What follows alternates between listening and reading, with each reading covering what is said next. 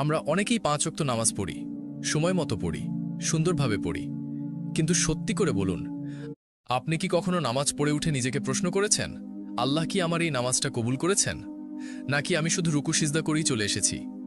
আমরা অনেকেই ৫ ওয়াক্ত নামাজ পড়ি, সময় মতো পড়ি, সুন্দরভাবে পড়ি। কিন্তু সত্যি করে বলুন, আল্লাহর দরবারে দাঁড়ানোর সেই অনুভূতি কি আসলেই আসে আমাদের মাঝে, নাকি শুধু শরীর নামাজে কিন্তু মন ঘুরে বেড়ায় দুনিয়ার চিন্তায়? আজকের এই ভিডিওটা আপনার চোখ খুলে দিতে পারে। এই ভিডিওতে আমি বলবো ৫টি স্পষ্ট ও বাস্তব লক্ষণ, যা দেখলে আপনি নিজেই বুঝে যাবেন আপনার নামাজ আল্লাহর দরবারে গ্রহণযোগ্য হচ্ছে কিনা। আর ৫ নম্বর লক্ষণটিতে এমন কিছু জানবেন যেটা হয়তো আপনি আগে কখনো শোনেননি। এটা আপনার নামাজ, আপনার আখিরাত, এমনকি আপনার ঈমানকেই বদলে দিতে পারে। তাই প্লিজ ভাই, এই ভিডিওটা একবার হলেও পুরোটা মন দিয়ে দেখুন। আজ নিজেকে যাচাই করার এই সুযোগটা হয়তো আল্লাহই আপনাকে দিচ্ছেন। প্রথম লক্ষণ, নামাজে মনোযোগ নেই। আপনি হয়তো দাঁড়িয়ে গেছেন নামাজে, হাত বেঁধেছেন, কিরাত পড়ছেন, কিন্তু মনটা কোথায়? জানেন কি, নামাজে দাঁড়িয়ে থেকেও কেউ কেউ আল্লাহর সামনে দাঁড়ায় না। তারা দাঁড়ায় বাজারে, অফিসে, ফোনে বা দুশ্চিন্তার ভিড়ে। সূরা ফাতিহা মুখে থাকলেও মনে চলে চিন্তা, কাল টাকার কি হবে, প্রেজেন্টেশন রেডি তো, নেটওয়ার্ক কাজ করছে না। এমন নামাজ কেমন? দেহ আছে কিন্তু আত্মা নেই, মুখ চলছে কিন্তু হৃদয় চুপ। রাসূল সাল্লাল্লাহু আলাইহি ওয়াসাল্লাম বলেছেন, অনেকেই নামাজ পড়ে কিন্তু কারো ১ ভাগ, কারো ২ ভাগ সওয়াব হয়, আবার কেউ কিছুই পায় না। আর কোরআনে কঠিন ভাষায় বলা হয়েছে, দুর্ভোগ তাদের জন্য যারা নামাজ পড়ে কিন্তু যারা নামাজে মনোযোগ রাখে না। তাহলে কি করব? অনেকেই ভাবে, আমার মনোযোগ তো আসেই না, আমি কি করব? তাদের জন্য বলি, মনোযোগ একদিনে আসে না, অনুশীলনে আসে। আপনি চেষ্টা করুন প্রতিটি আয়াত বুঝে পড়তে। ভাবুন, এই মুহূর্তে আমি স্রষ্টার সামনে দাঁড়িয়ে আছি। আপনার অক্ষমতা আল্লাহকে জানান। মনোযোগ ছুটে গেলেও আবার ফেরান। নামাজ কেবল দায়িত্ব নয়, এটা আল্লাহর সাথে দেখা করার সময়। এই দেখা যেন মনের দেখা হয়, শুধু শরীরের না।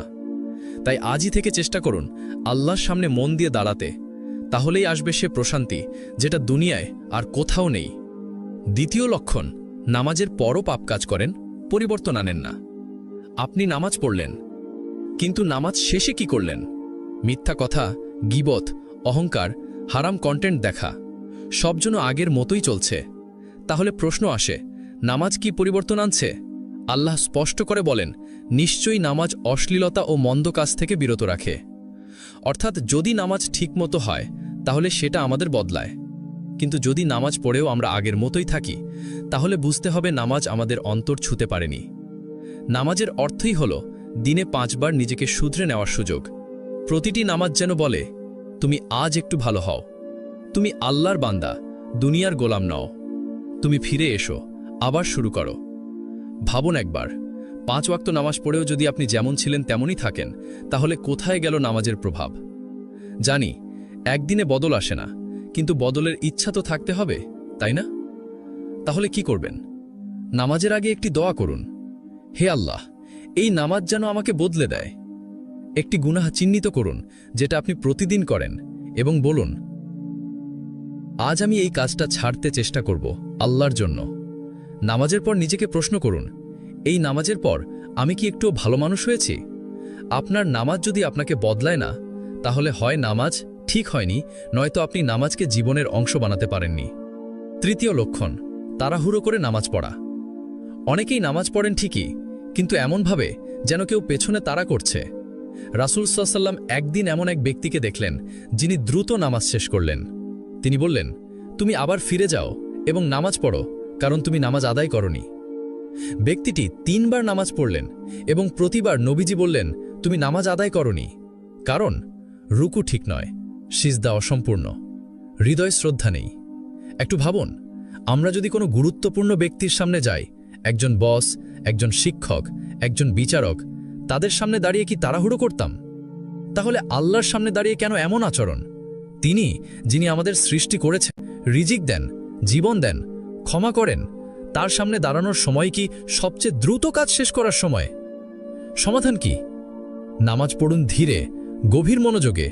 প্রতিটি রুকু ও সিজদা যেন হয় আত্মার গভীর থেকে। তাসবিহ গুনে নয়, হৃদয় বুঝে পড়ুন। মনে মনে বলুন, এই হতে পারে আমার জীবনের শেষ নামাজ। যখন নামাজ পড়বেন, সময় দিন, মন দিন, ভালোবাসা দিন। আল্লাহর সঙ্গে কথা বলার সময় যদি তাড়াহুড়ো করেন, তাহলে আপনি নিজেই বঞ্চিত হবেন সেই প্রশান্তি থেকে, যা কেবল নামাজেই পাওয়া যায়। চতুর্থ লক্ষণ, সময় মতো নামাজ না পড়া। আল্লাহ দিনে 5 বার আপনাকে ডাকেন যেন আপনি একটু তার সাথে কথা বলেন, কিন্তু আপনি ঘুমের কারণে ফজর চলে যায়, দুপুরে ব্যস্ত, বিকেলে ক্লান্ত, এশা পড়তে পড়তে চোখ লেগে আসে। নামাজ হয়তো পরে পড়েন, কিন্তু সময় মতো আল্লাহর ডাকে সাড়া দেন না। রাসূল সাল্লাল্লাহু আলাইহি ওয়াসাল্লাম বলেন, সবচেয়ে প্রিয় নামাজ আল্লাহর কাছে হলো সময়ের শুরুতে পড়া নামাজ। ভাবুন একবার, আপনার অফিসে বস ডাকলে আপনি কি দেরি করেন? আপনার কোনো প্রিয় মানুষ যদি ফোন করে, আপনি কি বলেন, পরে কথা বলবো?